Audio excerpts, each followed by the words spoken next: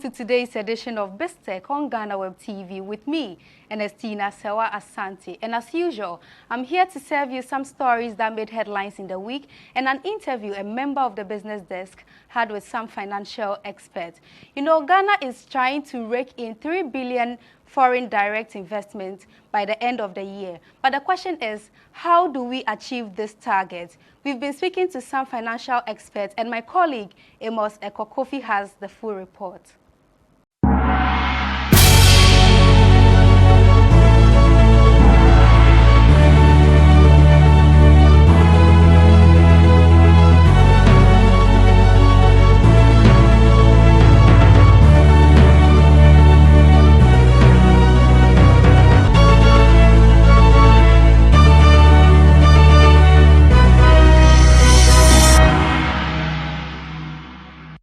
The Chief Executive Officer of the Ghana Investment Promotion Center, Mr. Yofi Granta, stated that the country is targeting to achieve about $3 billion of foreign direct investments by the close of 2021, and so far has achieved about $780 million of this target. On the back of this, we are speaking to the Director of the Diaspora Affairs at the Office of the President, Mr. Akwesi Abebu, and the Chief Executive Chairman of the KGL Group, Mr. Alex Dade, to find out from them what measures we can take to explore more revenue on the foreign direct investments. Thank you very much, sir, for joining me on BizTech today. This is Ghana Web. On the back of the Diaspora Initiative Summit, the Diaspora Investment Summit that we are having currently, what do you think are some of the things we can do to strengthen the business regulatory environment for as a country to rope in more revenues on the back of the FDI investments? I think, thank you for the opportunity to contribute to these discussions, and let me say a big hello to your viewers. I think there are appropriate and organizations that are dedicated towards working on these issues and initiatives to really make the country, investment friendly. And I think GIPC is at the very lead is playing a lead role in this. I think they are trying to address the various rules and regulations that will enable businesses to come in. But most importantly, today, and this investment is of course focusing on the diaspora to make sure that the untapped resource that we have in the diaspora can be fully harnessed. And as you have suggested, we need to streamline our business registration, our business operations, business partnership with locals, and everything that we can do to make the tax regime and everything that we need to look at. As they try to bring in resources, how do we try to make it reasonable for them to do that operations that they have to go through? How do we make sure that the value addition that we want to have, we make sure that the rules and regulations are such that it makes it possible for one to do all this. So there's so much to be done. But I think, like I said, the GIPC, and more so, I believe that's why Alex is here. The organization is here to really, advance and take that lead role. I think it's important to stress that what we as a Diaspora Affairs Office is trying to do in the overall scheme of things is to be the fulcrum around which every diaspora sort of initiative and interest can be advanced. So of course that's why we are doing this with GIPC, to make sure that they can focus on at least for some few weeks or days on the diaspora, see what we can get out of the diaspora, and then go on to say tourism. That's what we did with the year of return, and other industries and other sectors of the economy. We will have the opportunity to do all those cross sectors focus and really get something out of for the diaspora. Right. Mr. Alex, you are a member of the diaspora community, I would say, because you've been in the diaspora before and you are back here with your own business, the KGI and all that. What would you say with regards to the business environment? Do you think that Ghanaian business environment is really strong enough to withstand these investments, huge influx of FDIs coming in? Yeah, I think I'll approach it because there is, sometimes we distinguish between diaspora investment and FDIs and that, right? To understand the role of the diaspora in revenue mobilization, you have to understand the dynamics, the types of diaspora investments. I categorize it into 4 basic areas: philanthropy investment, diaspora philanthropy investment. We have diaspora direct investment like FDI, but in another way, just connected to the diasporans. We have diaspora portfolio investments. Those are diasporans who invest in portfolio like bonds and equities and that. Then you have the remittances, because we tend to dwell on only one side of it, which is the remittances. All I hear is the remittances and that.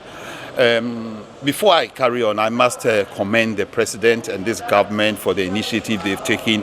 You can tell that Akwesi, who is a colleague of mine, heading the Diaspora Affairs Office, myself serving on the board of GIPC, which means that the government is taking the diaspora initiative and the diaspora thing very serious. Because who else to tell the story than the diaspora? As I sit here, having come in and set up businesses here, thriving businesses, transferring skills and that, right?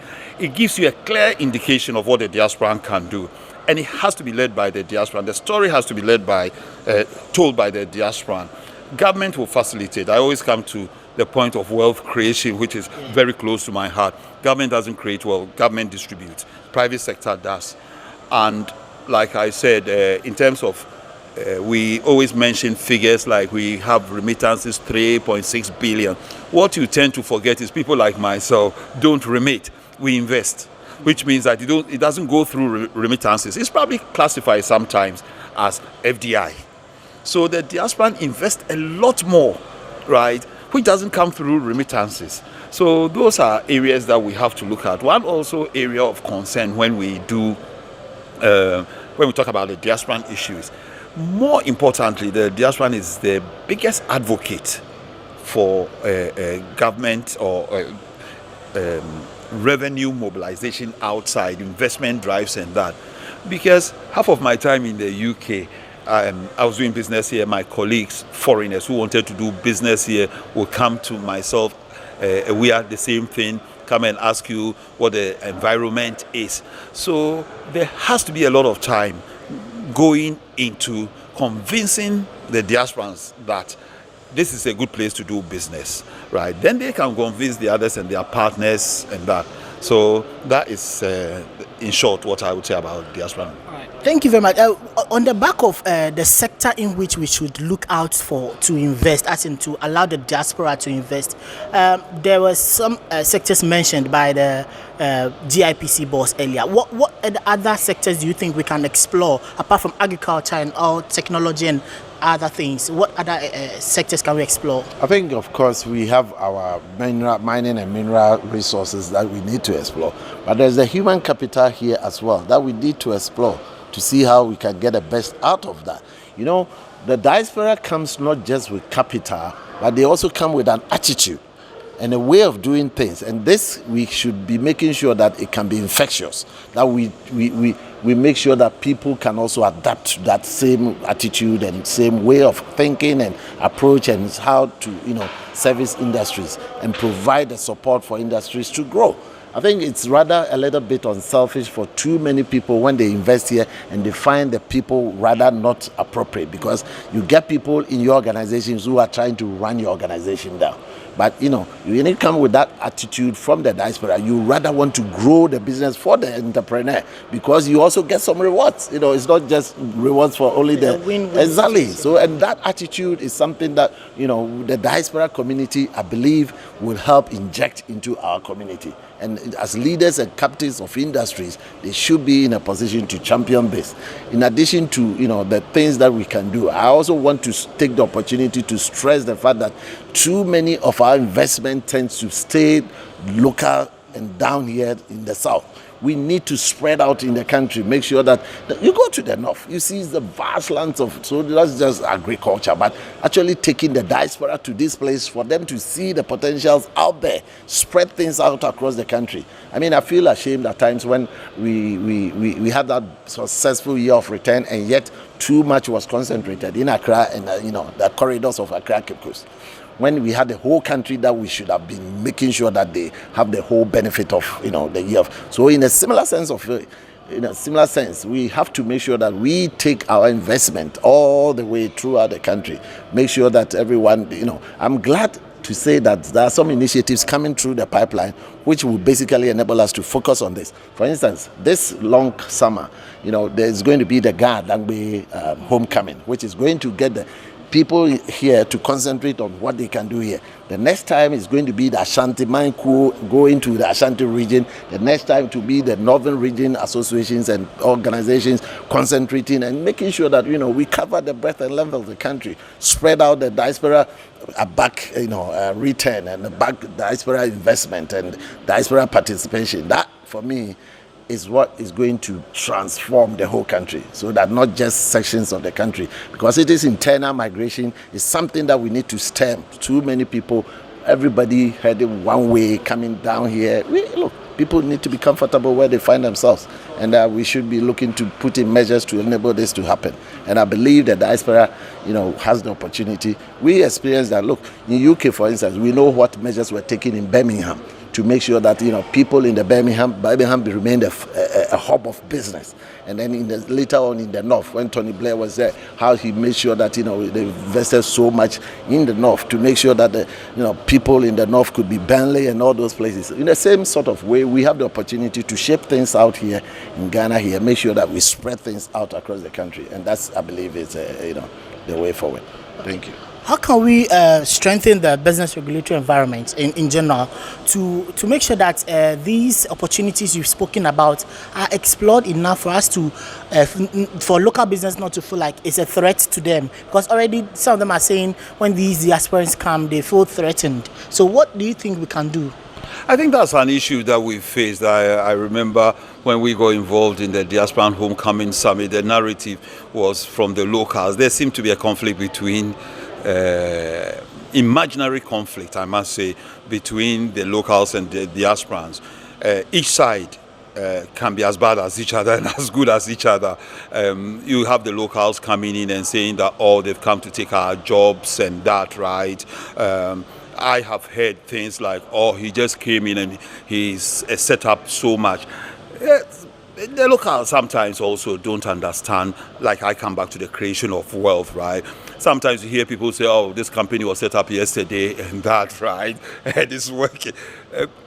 People set up companies for specific purposes. I can set up a company today to deal in cars, right? And it will be the most successful company. You don't have to set it up 20 years ago to work. Also, the diasporans don't help themselves by coming in and say, we've been to England and US and we could do anything, right? The main fact is we are all basically aiming at one thing. I once spoke to, I think I was speaking to was one of the high government officials, and he said to me, I don't like the word diaspora. Call them Ghanaians living abroad or Ghanaians here, because sometimes he told me, and I must confess, he was a president when we did a homecoming summit, and said, why do you say diasporas? Because throughout history, right, people have put up like names and to segregate between this is a diaspora and this is a Ghanaian. But we're all Ghanaians, Africans, trying to achieve the same thing. What we have done is we all went to the same schools. Those who stayed, I went to Legon, like my colleague Yofi and Co, who stayed, and that, right? We are all as Ghanaian as each other. We went out to learn other practices of doing things or different ways of doing things. We've come here to complement. The word is complement what is done here. Nothing is better or worse. We are all aiming at the same thing. So there has to be that cultural mind shift that, look, we're all aiming at the same thing. No one is a threat to anyone. And that is the only way that we can, as diasporans and locals, work together to push the Ghana agenda. We've raked in $780 million so far, according to the GIPC for FDIs, and with achieving the target of $3 million. What do you think we can do? Do you think this is too ambitious as a nation? I think when the chief executive himself spoke about it, he mentioned the fact that he's confident in achieving it because he knows the people he's dealing with, the partners that he's talking to. So I think that is a done deal of some sort. he is very much aware that the target is achievable, and that, you know, he is confident. He looking at the people and the business partners and the you know, things that they are capable of. This is something that can be achieved. So I'm very, very optimistic. I know how competent he is, how cleverly he's trying to get everything done in that government organization and where it has been positioned. And yes, so let's all hope and pray. There's everything like fingers crossed. So in all sort of situations. Thank you. Thank you so much. So I've been speaking to Mr. Alex and Mr. Akwesi on BizTech today. My name is Amos Eko Kofi.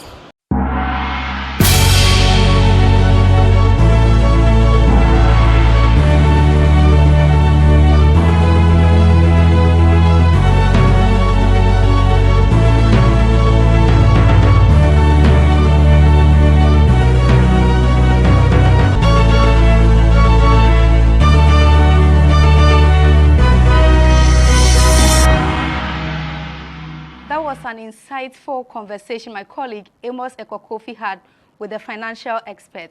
Tech Bits is next. Stay tuned.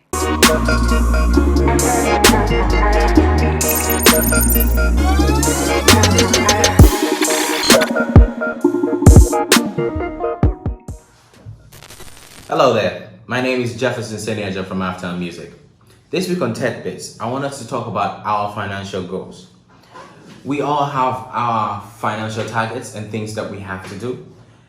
This website we're about to talk about is going to help us manage things better.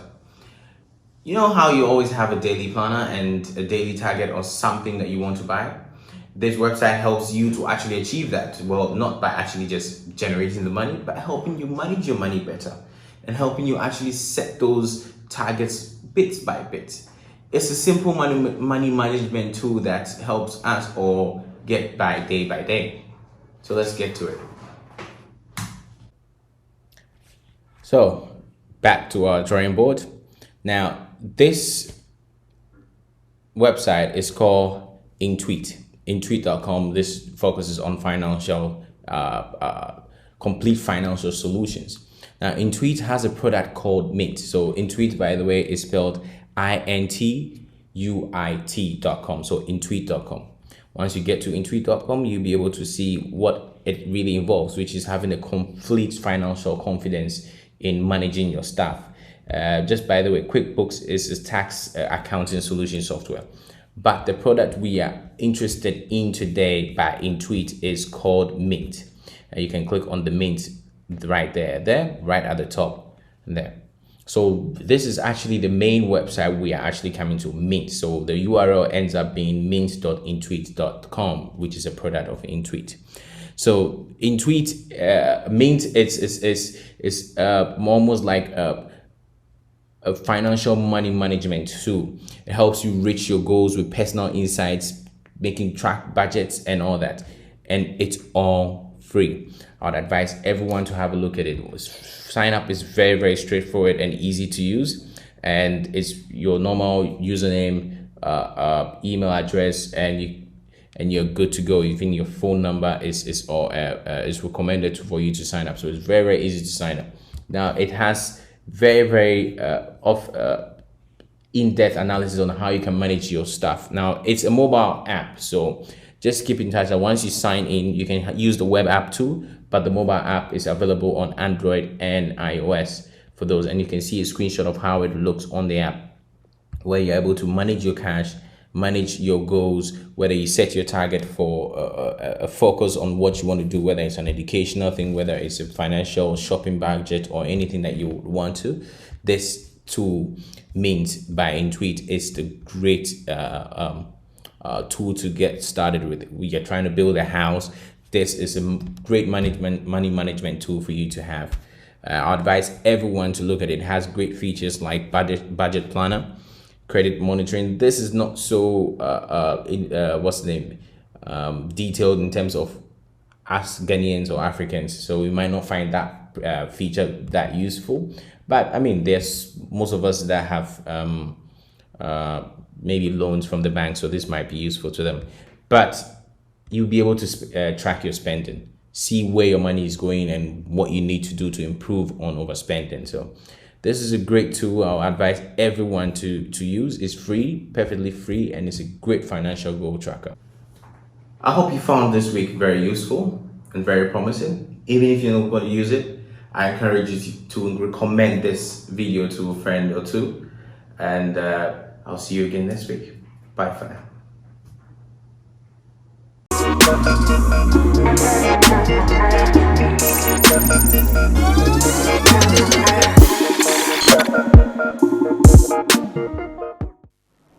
Biz headlines coming up shortly. Stay tuned.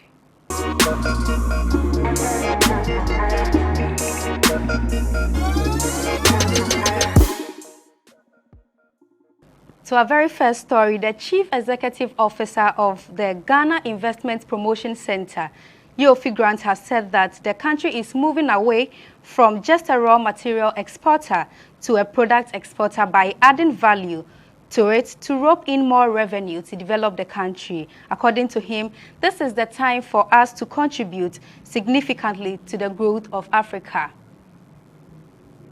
Ghana has taken a new path of industrialization and is moving its economy from just the export of raw materials and resources to value added, and thereby creating significant opportunity for her citizens and for all those who are in Ghana.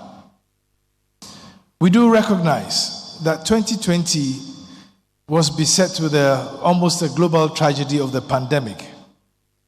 But also, in my opinion, the year 2020 ushered in Africa's decade. But Africa, as we know it, is just not its citizens. It's every person of African birth that lives anywhere in the world. Ghana. The international economic rating firm Fitch has downgraded Ghana's long-term foreign currency issuer default rating IDR to negative from stable. Fitch has affirmed the IDR at B. According to the latest Fitch report, the negative rating reflects the significant deterioration in public finances as a result of the COVID-19 pandemic.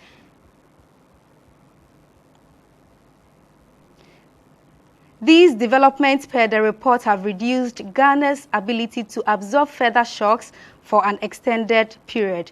The report also cites the lack of a clear majority in Parliament following the December 2020 elections as a factor that increases the risk of fiscal slippages. The B rating reflects the high public debt level and low revenue base, which means that Ghana's debt affordability metrics will remain weaker than rating peers over the rating horizon. This is balanced against Fitch expectation of a recovery in economic performance and stabilization of debt to GDP and the ready availability of external and domestic financing. Public finances remain the key ratings for weakness for Ghana after achieving a general government deficit on a commitment basis below 5% of GDP in 3 years prior to 2020.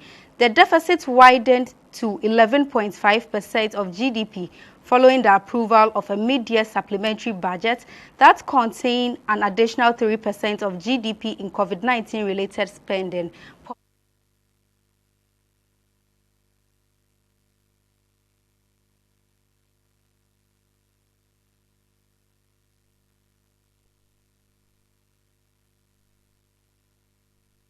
President Nana Addo Dankwa Akufo-Addo has appointed Dr. Mustafa Hamid as the Chief Executive Officer of the National Petroleum Authority.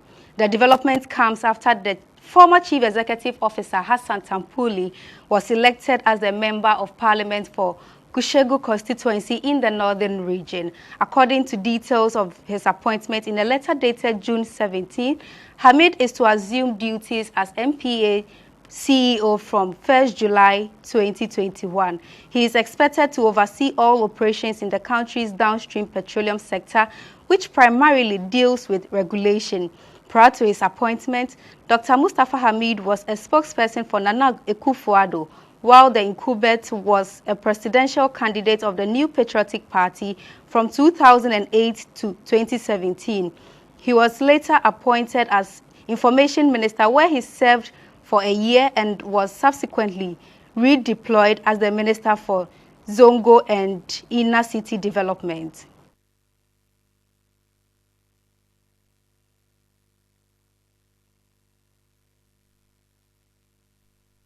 The Ghana Cocoa Board has disclosed that it raised 11.7 billion cedis in cocoa produce bills between January and May 2021. Bloomberg has reported. Head of Finance and Administration at Cocoa Board, Ray Ankra, explained that the outfit increased bill sales in order to help refinance maturing obligations and further plans to raise $1.5 through syndicated loans for the upcoming crop season in October this year.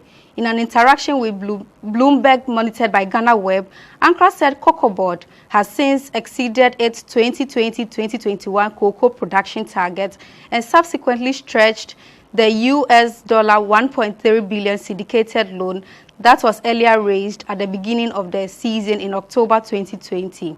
Cocoa farmers in Ghana have so far harvested 965,493 metric tons of June 3, 2021, compared with a target of 900,000 tons for the whole crop of year that ends in September 2021.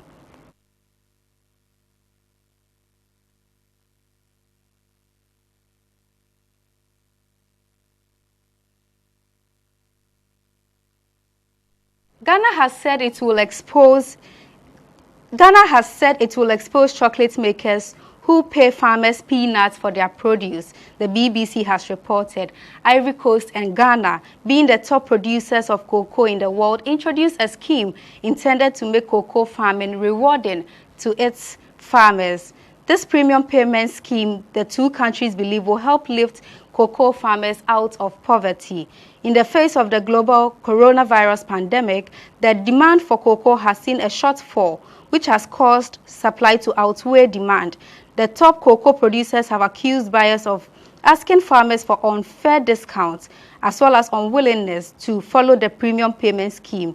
The BBC reported that the chief executive of Ghana's cocoa regulator, Cocoa Board, Joseph Boahin Edu, believes this amounts to robbing the consumers by collecting premium on bars of chocolate and then refusing to pay when buying cocoa beans.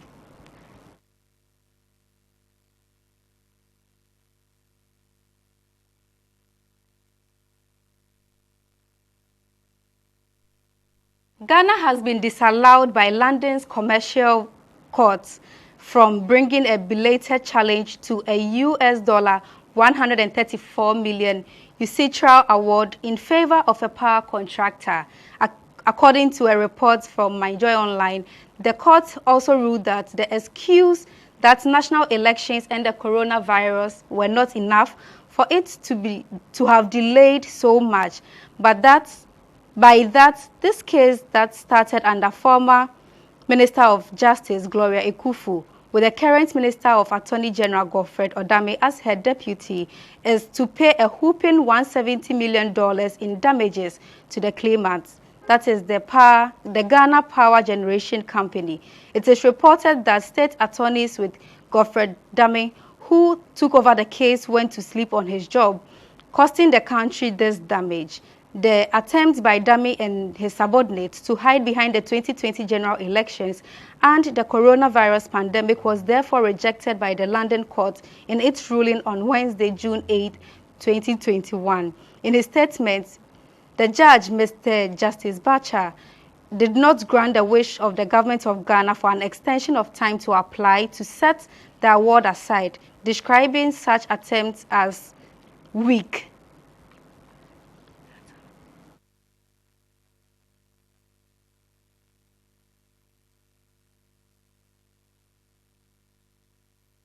That's all for BizTech today, but then log on to www.ghanaweb.com for more news and then visit our Facebook, Instagram and Twitter page at the Ghana Web. On YouTube, Ghana Web TV. My name is Ernestina Sewa Asante. Have a lovely weekend.